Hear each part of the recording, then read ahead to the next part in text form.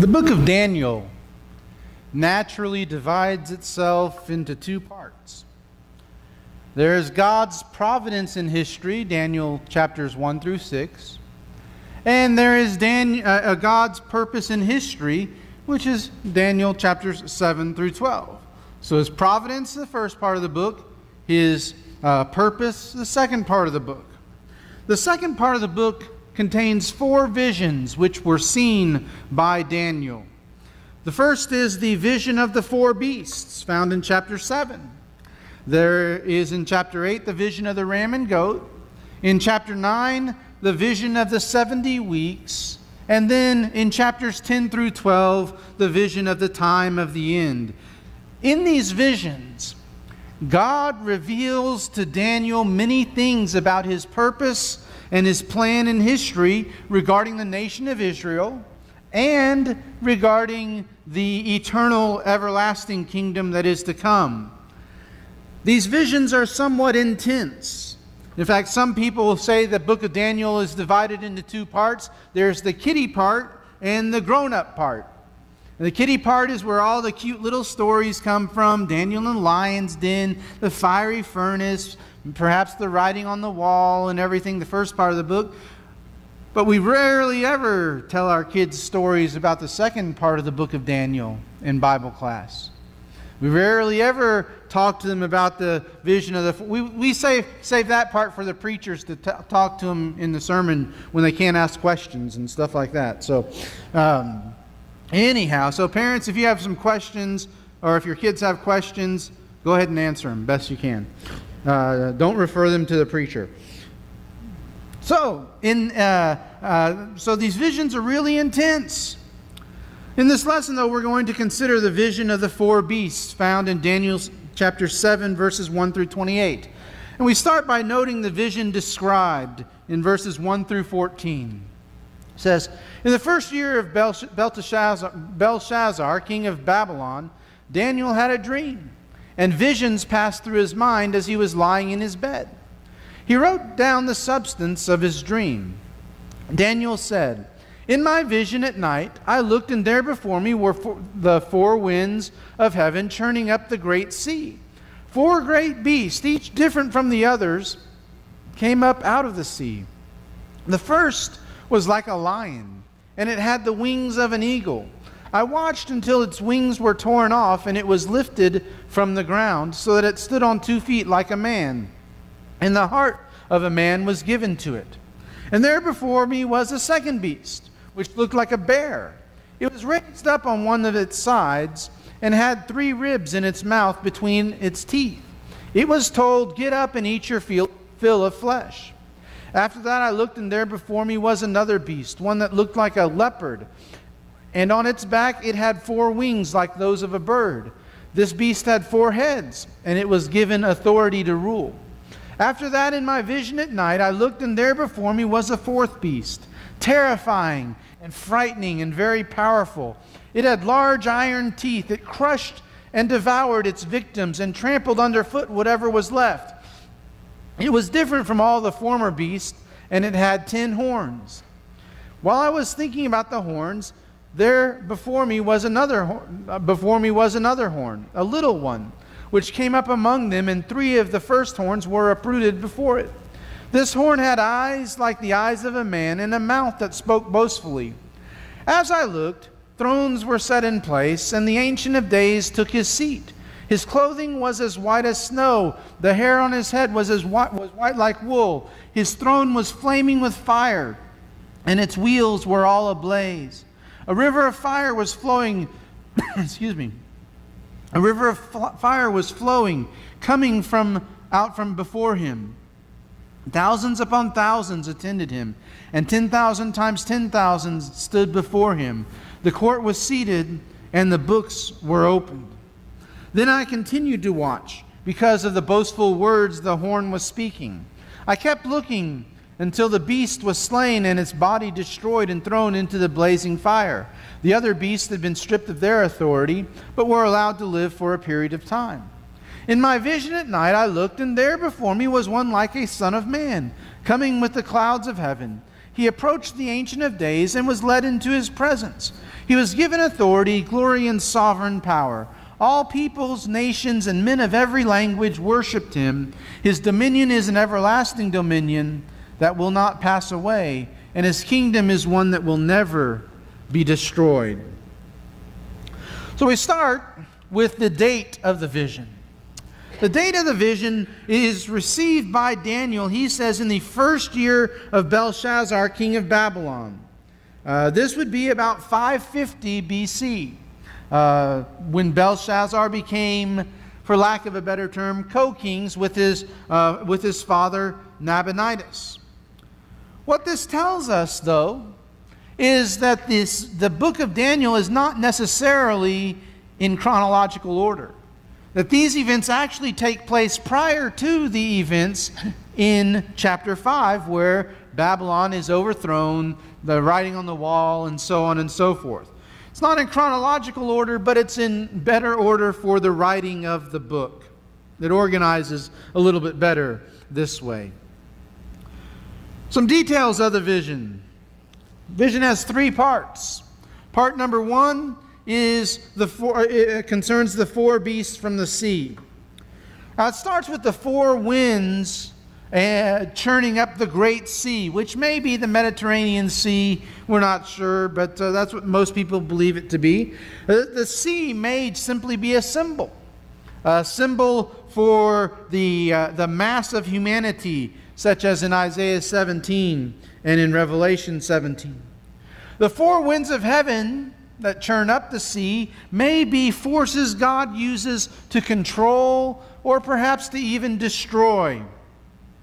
Jeremiah 49 and Jeremiah 51. Now let's discuss the 4 beasts. Beast number 1 was the lion with eagle's wings. But those wings were torn off. And the lion was then made to stand on 2 feet like a man. And a man's heart was given to it. Well, the lion represents the Babylonian kingdom. The wings, possibly represent the co-kingship of Nabonidus and Belshazzar. A kingdom which was shown to be remarkably fragile. If you remember our discussion of Daniel chapter 5, you know why that is. I mean, since Nebuchadnezzar passed away, it had been going from one person to the next, to the next, to the next, to the next, and now we have Nabonidus and Belshazzar ruling. The bear with ribs in its mouth. This second beast is raised up on one side, and the 3 ribs in its mouth between its teeth. And it's given an instruction: go eat your fill of flesh. Well, just like the lion, or the lion was symbolic of Babylon. In fact, the Babylonian Empire relied on lions as a symbol of them. And so I think that God just sort of goes with that. But the bear represents the Medo-Persian Empire. That it is raised up on one side might reflect the Persian dominance in that particular kingdom. 3 ribs in its mouth perhaps symbolizes its conquest of Egypt, Syria, and Babylon. Then we have the winged, multi-headed leopard with 4 wings and 4 heads, and was given authority to rule. The leopard represents the Greek Empire of Alexander the Great. The fact that this leopard, one of the fastest animals ever, also has the 4 wings of a bird, could be symbolic of Alexander's rapid conquest of his kingdom, which history records. Alexander the Great was Alexander the Great because he rapidly spread his kingdom. 4 heads on this particular beast, perhaps symbolic or prophetic maybe of its division by 4 generals after Alexander's death, which is what happened. He had 4 generals. They each wanted to rule, and it was divided into 4 parts, and that's how it happened. And then the fourth beast. The fourth beast, terrifying and frightening, very powerful, with large iron teeth, going around crushing, devouring everything. And if anything was left, it trampled it underfoot. This beast is different because from any other beast before it, because it's not compared with any other animal. There's nothing else like it, we might say. With 10 horns, and then another little horn coming up and uprooting 3 of the other horns, and this little horn having the eyes of a man and a mouth that spoke boastfully. Did I tell you this was kind of intense? Okay. Can you imagine if you were having this dream and these visions were passing through your head? This beast represents the Roman Empire. 10 horns and a little horn may represent emperors or kings who ruled during the events which were transpiring in the world during the establishment of God's kingdom. We'll talk more about that later. Excuse me. That's the first part of this vision. Second part of the vision is an awesome judgment. Verses 9 through 12. Thrones were put into place, and the Ancient of Days, God Himself, is seated on His throne. His clothes were white as snow, His hair white like wool, His throne flaming with fire, its wheels ablaze, and a fiery river before Him. And thousands upon thousands ministering before Him. 10,000 times 10,000 stood before Him. And the court, the judgment was seated, and the books were opened, and the 4 beasts were judged.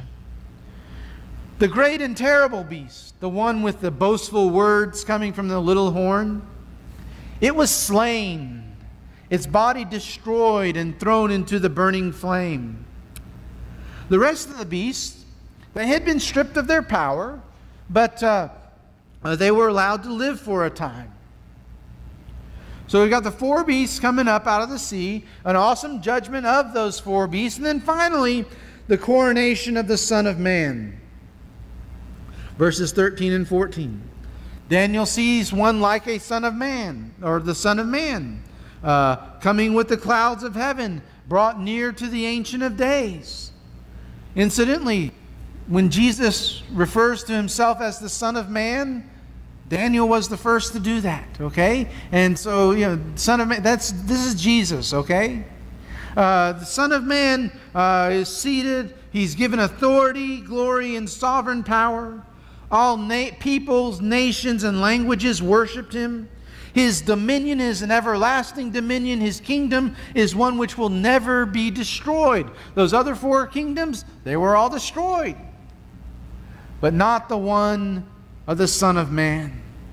The parallels between this vision and Nebuchadnezzar's dream in Daniel chapter 2 should be carefully noted.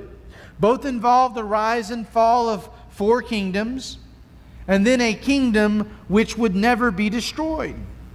In Daniel's 3-part vision, the conflict to come between the 4th kingdom and the establishment of the everlasting kingdom is foretold as we see the vision interpreted in verses 15 through 28. Follow along with me as I read that.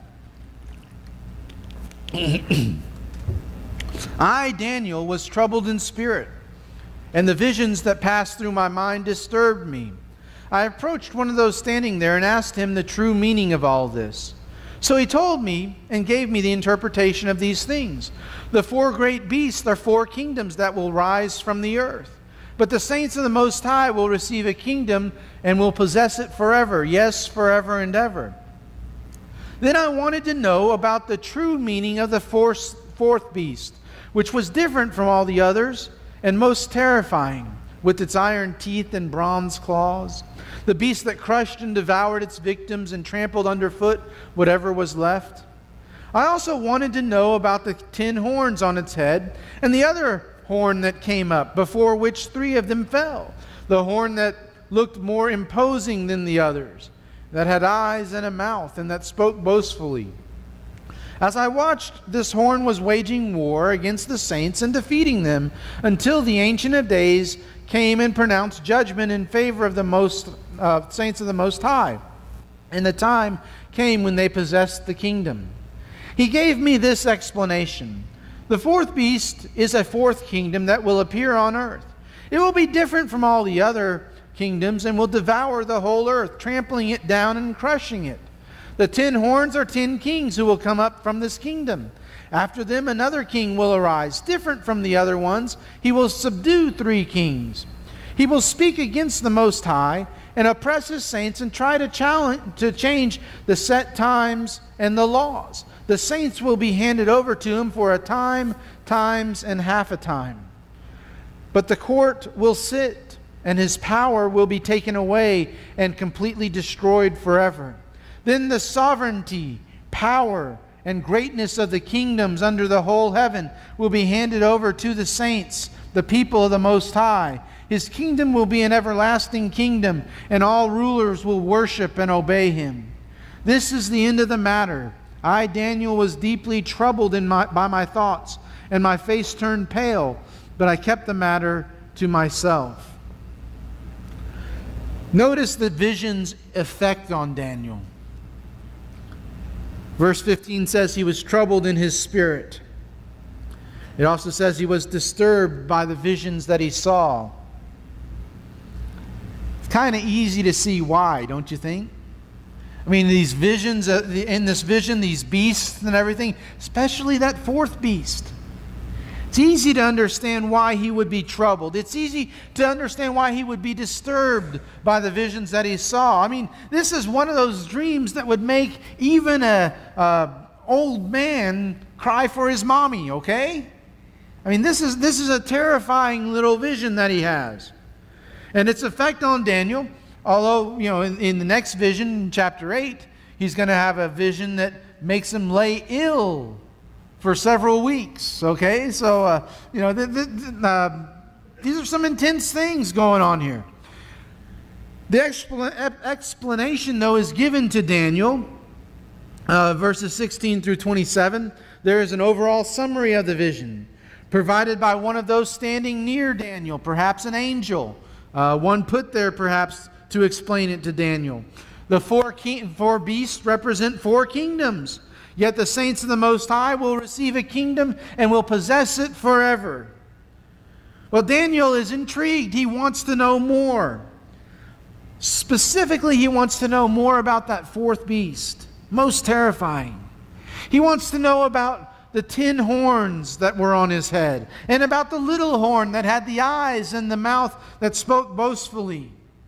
And as he is contemplating this and perhaps asking the one standing next to him about it, what Daniel then saw was this little horn making war against the saints. And more than just making war, he's winning. He appears to be winning the war against the saints until the Ancient of Days comes, and with judgment in favor of the saints of the Most High, and it was time for the saints to possess the kingdom. So the little horn runs amok until God says, that's enough of that. And the eternal kingdom is handed to this, is possessed by the saints. But then what Daniel then heard concerning the fourth beast, it will be a kingdom, a fourth kingdom on the earth. It will devour the whole earth, trample and crush it. And of course, as I mentioned earlier, this beast represents the Roman Empire, which came to rule the Mediterranean world. And it accomplished its feats much like that. It just completely crushed and devoured everything within its path. Now, concerning the 10 horns, they are 10 kings that will arise from this fourth kingdom, after whom another shall arise. That little horn that uproots 3 of the other ones. Well, these may be emperors that ruled during the 1st century AD, of the rulers of the Roman Empire. There are some who can rattle off the first 10 and then the 11th that came along and uprooted, or 3 of the other ones and so forth. Well, they may have been emperors during the first century when the church was being established, the everlasting kingdom. Or the number 10 may be simply symbolic, reflecting their complete or full number, and not 10 specific kings. Really doesn't matter. What matters is we understand that this is talking about the Roman Empire. What matters is that little horn is going to come and uproot 3 others and cause problems for those seeking to establish that everlasting kingdom. Now, concerning the little horn, notice he will be different from the first kings. He will subdue 3 kings. In other words, maybe he's not supposed to actually be a king, yet through subterfuge and plotting, he becomes king.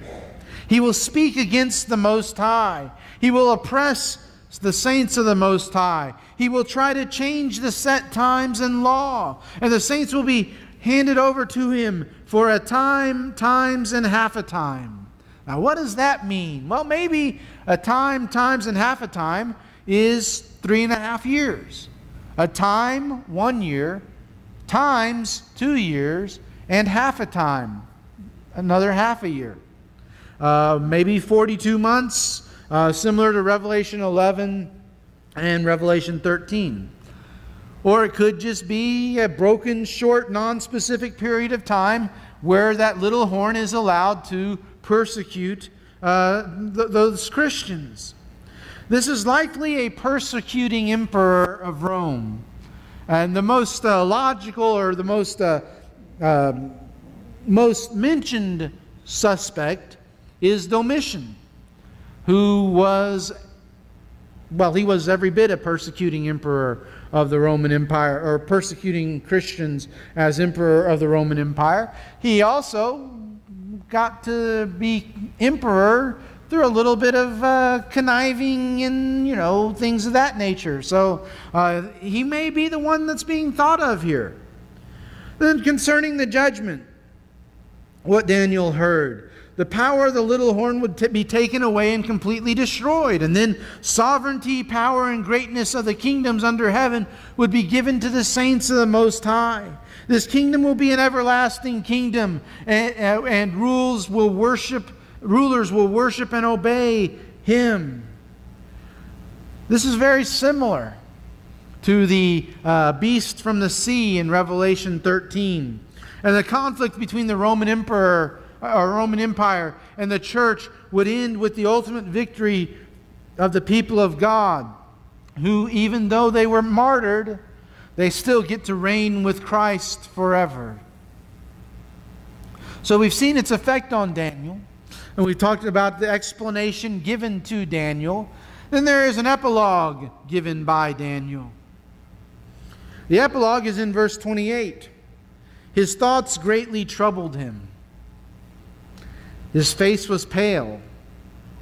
Again, I think all of us would probably have this reaction if we were having this vision, I wouldn't say it's a dream, it's probably closer to a nightmare, to put it nicely. But he kept the matter to himself. That's really not a bad course of action when you are unsure about the meaning of a particular scripture, especially that which is prophetic. Now, that's not to say that we shouldn't ask people for some help if we need some help with understanding it and everything, but think about it and ponder it. Just make sure we get the right interpretation.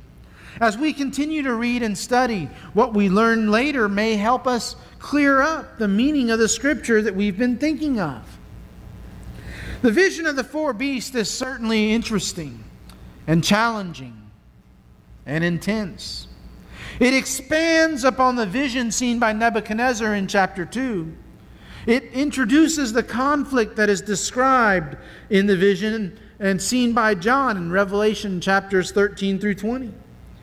I understand these visions to depict the establishment of the everlasting kingdom to occur in the days of the Roman Empire, which began when Jesus ascended to heaven, and then on the day of Pentecost when the church started, which experienced great persecution at the onset. But you know, the saints who persevered in those days, who were faithful even to the point of death, continue to reign with Christ in heaven. In other words, they still possess the kingdom. The ultimate victory of the church over the Roman Empire came to pass just as Daniel prophesied and just as John saw in Revelation. May this fulfillment encourage us to remain faithful until the time when Jesus returns and hands over the kingdom to God the Father. 1 Corinthians 15, 23 through 26. See, because as I mentioned before, the only thing we need to know about that time when Jesus will return is that He will return. And when He returns, we need to be ready. If you're not ready this evening for Jesus to return, I would encourage you to get ready. No matter what you have to do, if it's a private response, then make that private response. If it's a public response, though, for baptism or prayer or any other need, won't you let us know? Won't you let us help you by coming to the front as we stand and sing together?